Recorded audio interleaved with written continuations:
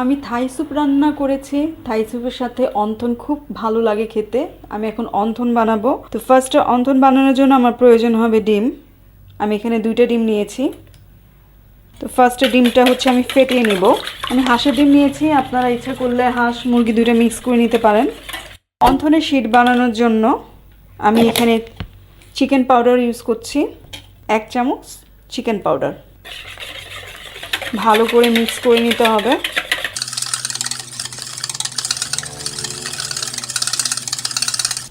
লবণ দিয়ে নিচ্ছি 2 চামচ। আমি সয়াবিন তেল দিচ্ছি 2 টেবিল চামচ সয়াবিন তেল দিচ্ছি। ময়দা দিচ্ছি 2 কাপ।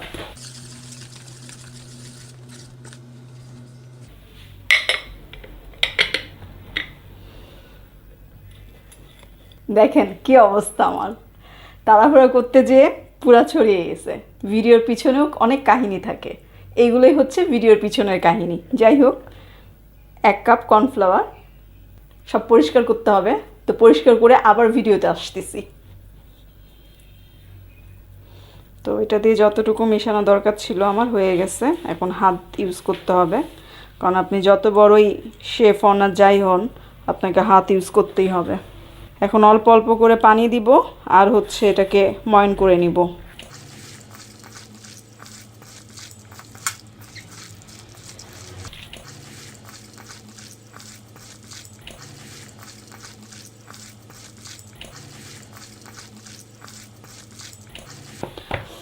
আমার অন্থনের শীটের খামির হয়ে গেছে, দেখেন এরকম হবে। এটাকে কিছুক্ষণ রেস্টে রাখবো। একটু শক্ত হয়েছে, আপনারা দেখতেছেন, এরকমই হবে, মানে নর্মাল পরোটার মতো হবে না। আমি গোল গোল করে লেচি কেটে নিচ্ছি, কারণ এক একটা দিয়ে একটা করে অন্থন হবে। এখন আমাকে পেঁয়াজ কেটে নিতে হবে, কাঁচামরিচ কেটে নিতে হবে। আমি এখন হচ্ছে অন্থনের শীটের ভিতরে যে পুরটা হয় সেই পুরটা বানাবো।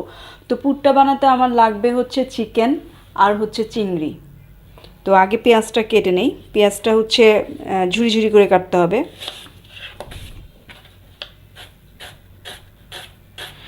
আসলে পেঁয়াজ কাটানো দেখানোর কিছু নাই, তো আপনারা যেভাবে কাটেন আপনাদের মতো একটু ঝুরি ঝুরি করে কেটে নিলেই হলো আর কি। তো এভাবে একটু ঝুরি ঝুরি করে কেটে নিলে হবে। আর বাকিগুলো আমি দেখিয়ে দিচ্ছি আপনাদের।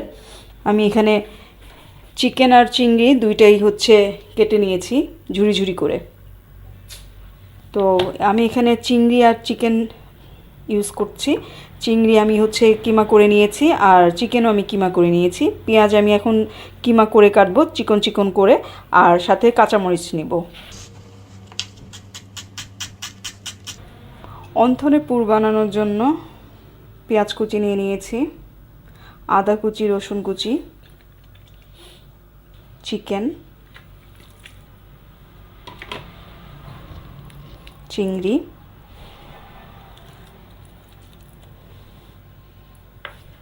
কাঁচামরিচ কুচি,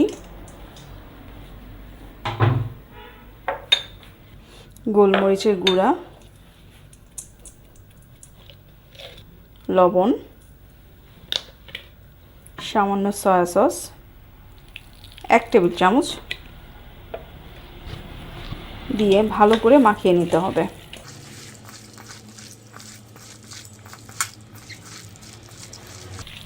আপনারা ইচ্ছা করলে এখানে একটু গাজর কুচিও দিতে পারেন। আমি এখানে চিংড়ি দিয়েছি 7-8টা আর 2টা মুরগির বুকের মাংস দিয়েছি। ধরেন 1 কাপ হচ্ছে চিকেন আর আধা কাপ চিংড়ি। আমি যেহেতু বেশি পরিমাণে বানাচ্ছি তাই আমার কোয়ান্টিটি বেশি এখানে। আপনারা যদি কম বানান তাহলে পরিমাণ একটু কম দিবেন। ব্যাস হয়ে গেছে। আমার এই রেসিপিটা ইউটিউবেও যাবে, ফেসবুকেও যাবে। তো যারা আমার ফেসবুকে আমার সাথে অ্যাড হতে চান, আমার নাম হচ্ছে চাষি আফরিন, ফেসবুক আইডি। আমি এখন অন্থনের শীট বেলে অন্থন বানানোর জন্য রেডি করছি। একটু কর্নফ্লাওয়ার নিয়ে নিচ্ছি আর হচ্ছে রুটির মতো একটু বেলে নিচ্ছি। আপনারা দেখতে পাচ্ছেন আমি কতটা পাতলা করে করছি। সাইজ যেরকমই হোক পরে আপনি কেটে নেবেন আপনার মতো করে। জাস্ট একটু ফোল্ডিং করে নেবেন, ফোল্ডিং করে একটু চেপে দিবেন, ব্যাস রেডি। তো আমি কয়েকটা রেডি করে নিচ্ছি, তারপর একসাথে ভাজবো। অন্থনগুলো ভাজার জন্য রেডি। আমার তেল গরম হয়ে গেছে, এখন আমি তেলে অন্থনগুলো ভেজে নিব। একটু গোল্ডেন ব্রাউন করে ভেজে নিচ্ছি। আমার অন্থনগুলো ভাজা হয়ে গেছে, দেখুন কতটা ক্রিস্পি হয়েছে, কত সুন্দর দেখতে হয়েছে। আপনাদের যদি আমার চ্যানেল ভালো লাগে সাবস্ক্রাইব করে সাথে থাকবেন। আবার নতুন কোনো রেসিপি নিয়ে আপনাদের সাথে হাজির হব। আমি ফেসবুকে আছি, আমার ফেসবুক আইডি চাষী আফরিন, ওখানেও আপনারা আমাকে পাবেন। আপনাদের মূল্যবান মতামত দিয়ে সাথে থাকবেন।